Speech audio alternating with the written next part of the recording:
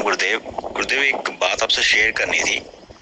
जो कि जब मैं ध्यान साधना करता हूँ तब मेरे को याद आती है, और मेरी मेमोरी बहुत वीक हो रही है, तो उसके बाद मैं भूल जाता हूँ। वो बात ऐसे ही गुरुदेव, जब 10 तारीख को गुरु पूर्णिमा के दिन शिविर हुआ। एक तो बहुत गजब का था इस बार, बहुत अलग ऊर्जा का महसूस किया, एक अलग प्रेम को महसूस किया गुरुदेव, जहाँ कोई कंपैरिजन नहीं, कोई जेलेसी नहीं, और आत्मिक प्रेम जो होता ना गुरुदेव, वो उस दिन महसूस किया। आपकी आंखों में आंसू पहली बार ऐसा लगा देखा, माँ की आंखों में भी आंसू थे, और एक मौन घटा गुरुदेव उस दिन, अजब सा, मतलब साइलेंस बिल्कुल। और जब आपने अपनी जाने की बात कही तब बिल्कुल मन उस टाइम पे भी मौन एकदम घट गया गुरुदेव। कुछ मेरे को ऐसा एहसास हो रहा था कि बस मैं खड़ा हूँ, मेरी बॉडी सबको देख रही है, बस ऑब्जर्व कर रहा हूँ मैं। और जब आने के बाद कई बार मेरे को ऐसा लगा कि वो जो आंसू थे आप दोनों की आंखों में, वो प्रेम के अलावा ऐसा लग रहा है कि वो वियोग के भी थे, कि कुछ जैसे आप अपने मन बना लिया है कि आप इस शरीर को अब त्यागने वाले हैं। तो शायद वो आंसू ऐसा लगा कि माँ माँ की आंखों में भी इसी वजह से था कि आप शरीर त्यागने वाले हैं। शायद आपकी लीला बस जो इस शरीर की है वो खत्म होने वाली है, और आपकी भी आंखों में यही आंसू थे। या मतलब मेरे को ऐसा एहसास लगा कि हाँ, कि मैं अब बस अपने सभी साधकों से, अपने सभी प्रियजनों से मैं भी मतलब बस विदा होने वाला हूँ। तो मेरे को बार बार ये एहसास बहुत हुआ कि हाँ, कि कुछ और है, कि आप वीडियो में भी बोल रहे हो कि मैं अपना सब कुछ दे रहा हूँ। गुरु तो तभी देता है गुरुदेव, अपना माला या वस्त्र जब बिल्कुल वो सोच ले बिल्कुल कि हाँ, मैं अब इस शरीर को त्यागने वाला हूँ। क्योंकि मैं, मेरे मन में ये बार बार बात आ रही है कि मैं, मतलब एक तो आपकी आंखों में आंसू नहीं दिख सकता, और गुरुदेव ये कि आपकी मृत्यु की भी कल्पना नहीं कर सकता। मैं अपनी कर सकता हूँ, अपने परिवार वालों की कर सकता हूँ कि हाँ, सब मर जाएंगे, कोई दिक्कत नहीं है। लेकिन आपके बार उस बार बार जैसे ही ख्याल आता ना मृत्यु का कि आप शरीर त्यागने वाले, वो एक्सेप्ट ही नहीं कर रहा है कि अरे यार, नहीं नहीं, ऐसा नहीं, ऐसा पॉसिबल नहीं है। तो गुरुदेव ये बात थी मेरे मन में, जो मैं भूल जा रहा था बार बार। अभी ध्यान करके उठाऊं तो फटाफट मैंने सोचा कि पहले, इससे पहले मैं भूल जाऊं, आपको मैसेज डाल दूं। लव यू गुरुदेव, प्रणाम गुरुदेव, सभी चीजों के लिए थे, बहुत बहुत थैंक्स गुरुदेव। प्रणाम आपको, और प्रणाम संकल्प आपको भी। एक एक बात को बताने की कोशिश करता हूँ। पहली बात, हम जब ध्यान करते हैं याददाश्त कमजोर हो जाती है। एक तो याददाश्त होती है पास्ट की, वो कमजोर हो जाती है। एक याददाश्त होती है प्रेजेंट की, वो कमजोर हो जाती है। जैसे मैंने अभी कोई पासवर्ड डाला, 2 घंटे बाद में वो भूल गया, ये तो होगी प्रेजेंट की बात। और एक होती है पास्ट की, जैसे मैं अपनी कोई बहुत पुरानी बात याद कर रहा हूँ और याद नहीं आ रही है। तो ये दोनों याददाश्त ठीक हो सकती हैं। उसके लिए यूट्यूब पे मैंने ऑलरेडी एक वीडियो डाला है। माइंड से रिलेटेड वो एक्सरसाइज करेंगे तो याददाश्त बिल्कुल ठीक हो जाएगी। हर ध्यानी को वो वीडियो देखना चाहिए। हर ध्यानी को वो जो है अपनी याददाश्त को ठीक रखना चाहिए। क्योंकि जितने भी ध्यानी हुए, चाहे वो बुद्ध हो, चाहे महावीर हो, चाहे ओशो हो, चाहे जीसस हो, सबकी एक जगह आके याददाश्त कमजोर हो जाती है। कमजोर होने का कारण होता है जब आप ज्यादा समय वर्तमान में रहने लगते हैं तो आपका पास्ट आपके हाथ से निकल जाता है और फ्यूचर भी निकल जाता है। और ध्यान का मेन मकसद ही है कि आप वर्तमान में हो। वर्तमान में होंगे तब अस्तित्व में जो रंग खिल रहे हैं, जो भी चीजें प्रकट हो रही हैं, वो आप देख पाएंगे, उसके रहस्यों को जान पाएंगे। इसलिए याददाश्त कमजोर हो जाती है, क्योंकि यूज ही नहीं कर रहे हैं। तो याददाश्त ठीक हो, उसके लिए मैंने वीडियो डाला, वो वीडियो आप सभी लोग देख सकते हैं जो भी साधक ध्यान कर रहे हैं। दूसरी बात, माँ की आंख में भी आंसू थे और मेरी आंख में भी आंसू थे। वो आंसू प्रेम के अलावा और कुछ भी कह रहे थे। हाँ बिल्कुल, माँ माँ को जब मैंने देखा तो माँ के बारे में मैं जितना भी बोलूं, जितना भी बताऊं, उतना भी कम है। क्योंकि कुछ बातें मैं बताता हूँ जो शायद तुम समझ पाओ, और जो भक्ति साधना से जुड़े हैं वो भी समझ पाएंगे। क्या हुआ, मैंने 30 साल की जब मेरी उम्र थी, 30 साल की उम्र में जो है मेरे को लगा कि अब सब ठीक ठाक है, छोटा भाई भी है, बहनें भी हैं, पापा भी हैं, सब कुछ ठीक है। आर्थिक रूप से भी इतने गरीब नहीं थे, ठीक थे, मिडिल क्लास में थे, ठीक थे, सब कुछ ठीक था। पापा को बहन की शादी करनी थी, सब कुछ था। अब मुझे लगा कि अब मेरी यहाँ कोई ज़रूरत नहीं है। 31 साल की उम्र में मैंने संकल्प लिया कि अब 7 अप्रैल जो आएगा, उस 7 अप्रैल के बाद 9 अप्रैल तक मैं अपने शरीर को छोड़ दूंगा। और वो संकल्प लेके मैंने वैसे ही साधनाएं करनी चालू करी कि ठीक ये जन्मदिन जो है अपने परिवार के साथ मनाऊंगा और उसके बाद शरीर को छोड़ दूंगा। मगर उसी बीच में गुरु माँ आ गई, और जब गुरु माँ को मैंने देखा तो गुरु माँ को देख के मैं थोड़ा डर गया, सहम गया अपने संकल्प को लेके। मुझे लगा मेरा संकल्प पूरा नहीं होगा, क्योंकि गुरु माँ को देखते ही मैंने पहचान लिया कि 600 साल से वो मेरे साथ जुड़ी हुई, तपस्या करती रही, उस प्रेम को जीने के लिए वो आई, पैदा हुई, बहुत दुख झेले, बहुत तकलीफ उठाई, बहुत ताने सुने लोगों के, फिर वो आई। अब मुझे लगा कि मेरा संकल्प गया, क्योंकि मेरा संकल्प टिक नहीं पाएगा। ध्यान रखना, प्रेम के आगे परमात्मा सर झुका देता है, भक्ति के आगे उसका सर झुका होता है, ध्यानियों के आगे गुरु का सर उठा होता है, भक्त के आगे गुरु झुक जाता है, भक्त के आगे गुरु का कुछ भी नहीं चलता। माँ आई, माँ ने मेरे से बात करी, मैंने बात करी माँ से। फिर माँ ने बोला कि हम लोग शादी करें, तो मैंने बोला कि नहीं। और माँ को भी बोध होना चालू हो गया। माँ ने भी अंदर संकल्प करा कि शादी करूंगी तो इसी व्यक्ति से करूंगी, नहीं तो मैं मर जाऊंगी। और ठीक एक टाइम के बाद जो मेरा संकल्प था, मैं उसी के साथ चिपका रहा कि पूरा करके ही छोड़ना है। और ठीक मेरी तबीयत खराब हो गई, बहुत ज्यादा खराब हो गई, हॉस्पिटल में एडमिट होना पड़ा। डॉक्टरों ने सर्जरी के लिए बोल दिया, सर्जरी चालू हो गई। और वहां पर मैंने यही सोचा कि मैं अब सर्जरी में जाऊंगा, सर्जरी होगी और यहीं पे जो है अंतिम सांस लेके शरीर को छोड़ दूंगा, अब कोई जरूरत नहीं है। मैं फिर ध्यान में उतरा। अभी सर्जरी के लिए 3 घंटे थे, मैं ध्यान में उतरा। और ध्यान में उतर के जब मैंने देखा तो मैंने देखा कि गुरु माँ ने, उन्होंने अपने शरीर को त्यागने के लिए पूरा इंतजाम कर लिया।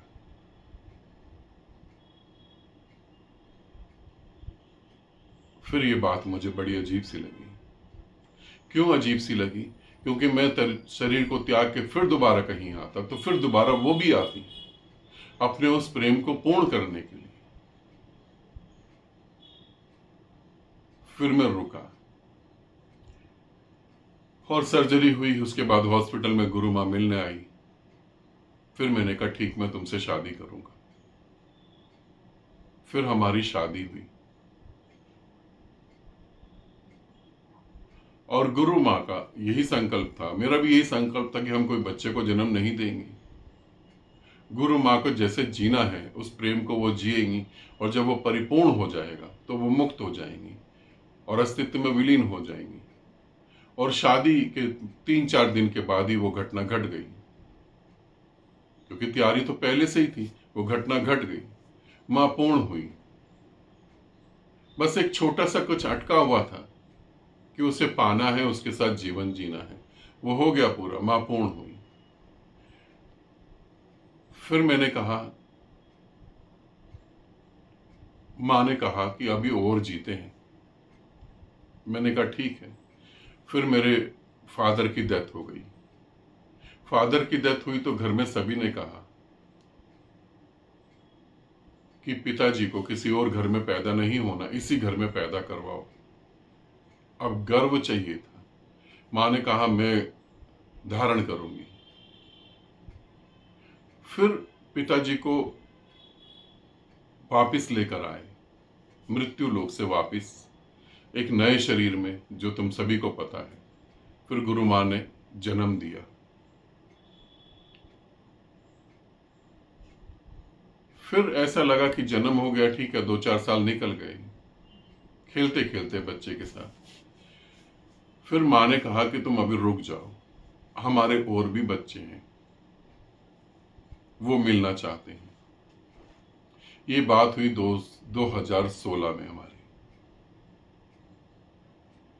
17 या 18 में मैंने एक शिविर लिया गीता कॉलोनी में। माँ ने कहा यहाँ हमारा एक लड़का आ रहा है, और भी साधक आ रहे हैं, मगर यहाँ हमारा एक लड़का आ रहा है। मेरे को नहीं पता, मैंने कहा अच्छा देख लेते हैं कौन सा लड़का आ रहा है। और जब हमने शिविर लिया तो माँ ने, जैसे मैं शिविर में एंट्री कर रहा था, माँ ने फोन पे पहले ही बोल दिया कि उसको भी एहसास हो गया, उसको भी ऊर्जा का फीलिंग्स चालू हो गई, वो भी ऊर्जा को महसूस कर पा रहा है। अभी वो पहुंचा नहीं, रास्ते में ही उसे कुछ घटना चालू हो गया। मैं शिविर में आया, मैंने प्रणाम करा, बैठा, माँ भी बैठी रही, सबसे बात करता रहा। और वो लड़का छोटा सा एकदम कोने में चुपचाप बैठा रहा, कुछ नहीं बोला, देखता रहा, सुनता रहा, समझता रहा। वो आया था कुछ सीखने, उसे पता नहीं था वो कुछ सीखने आया था, कुछ समझने आया था, जिज्ञासा के कारण आ गया था, तब भी उसे नहीं पता। जब मैं उससे मिला तो मुझे लगा कि जरूर इसकी भी यात्रा पूरी हो ही जानी चाहिए। यहां से एक सिलसिला चालू हो गया। माँ ने कहा कि तुम और लोगों को जोड़ो। फिर माँ को मैंने कहा कि तुम समझ नहीं रही हो, और साधक जुड़ जाएंगे, बहुत सारी साधिकाएं जुड़ेंगी, और बहुत सारी साधिकाएं जुड़ेंगी। अगर जो करीब आ गई, जो थोड़ा सा भी इमोशनल हुई, उनके साथ बहुत गड़बड़ होगी, वो बहुत गहरे प्रेम में उतर जाएगी। माँ ने कहा अगर वो ठीक गहरे प्रेम में उतर गई तो वो भी उसी चीज को जी पाएगी जिसको मैं जी रही हूं। एक गुरु, एक फीमेल गुरु, इस पृथ्वी पर कितनी भी फीमेल गुरु हो, उनको पति को लेकर एक पकड़ होती है। मां के अंदर वो पकड़ नहीं थी। क्या कोई स्त्री ऐसा सोच सकती है जैसा मां ने कहा? और चीजें बदल गई, लोग जुड़े, बहुत लोग जुड़े। मैं 32 साल की उम्र में शरीर छोड़ देता, फिर वहां मैंने देखा इतने सारे बच्चे। माँ को मैंने कहा कि तुम तो मुझसे भी ज्यादा जानती हो, तुम्हें तो बहुत कुछ पता है, तुम बताओ, तुम आओ आगे। माँ ने कहा नहीं, मुझे ऐसी देखना अच्छा लगता है। माँ ने कहा लुधियाना में हम शिविर लेने जा रहे हैं, वहां भी देखना। चंडीगढ़ में हम शिविर लेने जा रहे हैं, वहां भी देखना। उस दिन जब मेरी आंख में आंसू आए तो मेरी आंख में गुरु माँ के लिए आंसू आए। उस स्त्री ने मुझे इतना कुछ दिया, तुम लोगों से मिलवाया। यदि मैं ठीक 32 साल की उम्र में शरीर छोड़ देता तो तुम्हें पता भी नहीं लगता कि मैं आया था और चला गया।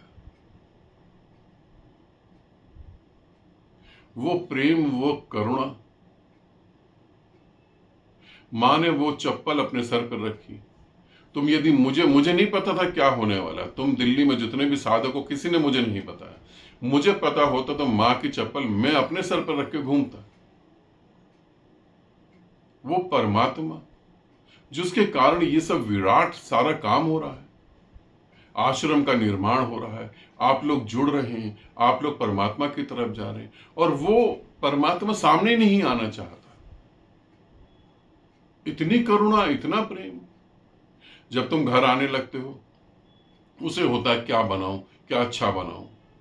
तुम कुछ गलत करते हो, मेरा डांटना तो अलग है, उसका डांटना बिल्कुल अलग है। तुम्हें डांटना, तुम्हें प्यार से संभालना। रात के 2 बजे भी कुछ तुम्हें हो जाए, तुरंत फोन कर देना, मैसेज करना, क्या हो गया, घबरा क्यों रहे हो। वो मेरे लिए परमात्मा से भी कीमती है।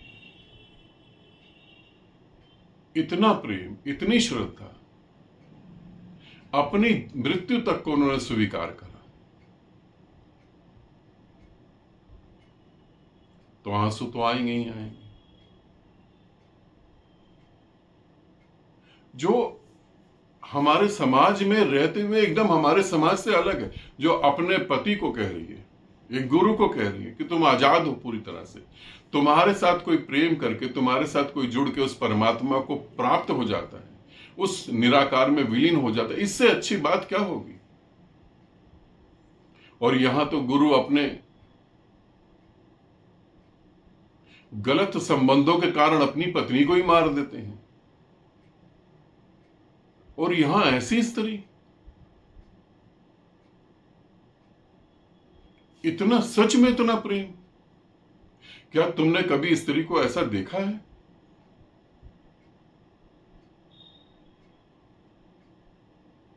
बहुत बड़ी बात है।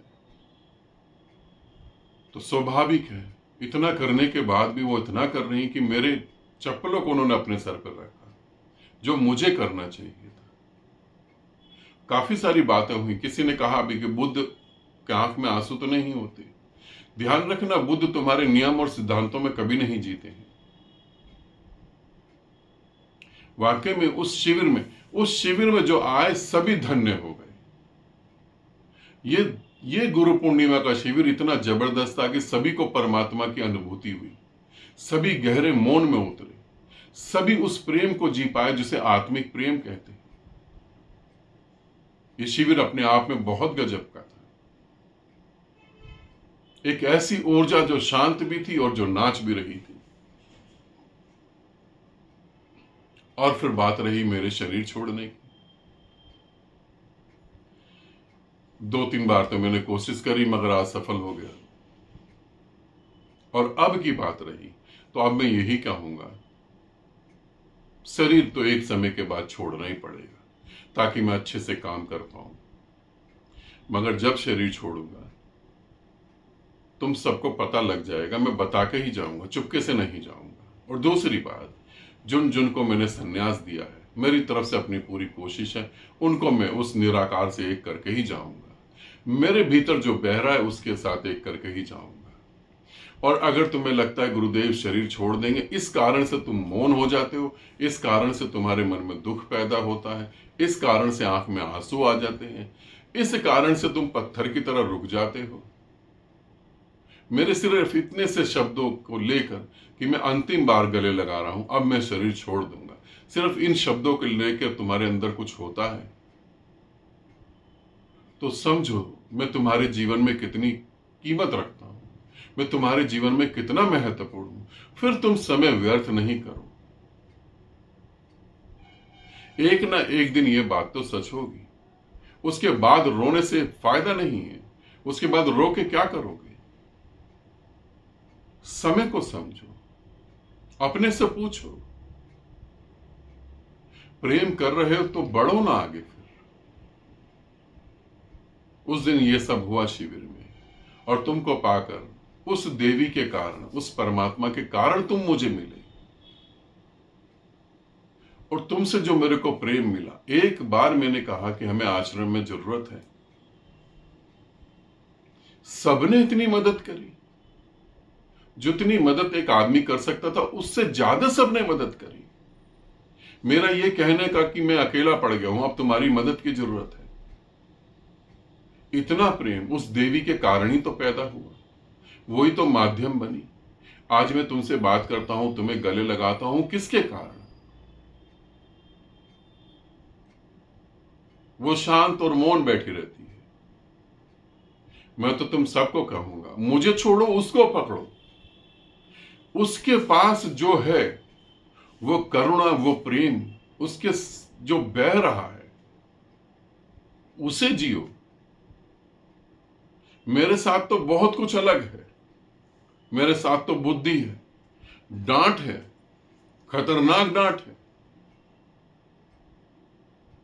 मैं जिनको ब्लॉक कर देता हूं उनको भी वो ब्लॉक नहीं करती है। उसको पकड़ो, उसके पीछे चलो, उसको जियो। उसमें बहुत करुणा है, बहुत।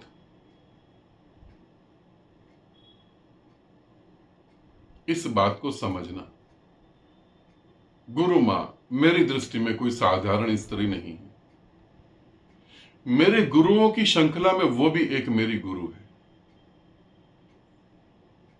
वो भी एक गुरु है। इतनी श्रद्धा, इतना प्रेम, और ऐसी देवी, ऐसी मां सामने खड़ी हो, आंख में आंसू क्यों नहीं आएंगे? इतनी करुणा के बाद, इतना सब होने के बाद भी मेरी चप्पल उसने अपने सर पर रखी, तो पांव तो छूऊंगा ना उसके। इसीलिए ये सब हुआ। मैं तुम्हें यही कहूंगा, जो तुम मुझसे प्राप्त कर सकते हो वो कुछ ज्यादा नहीं, जो उससे प्राप्त कर सकते हो वो बहुत ज्यादा है।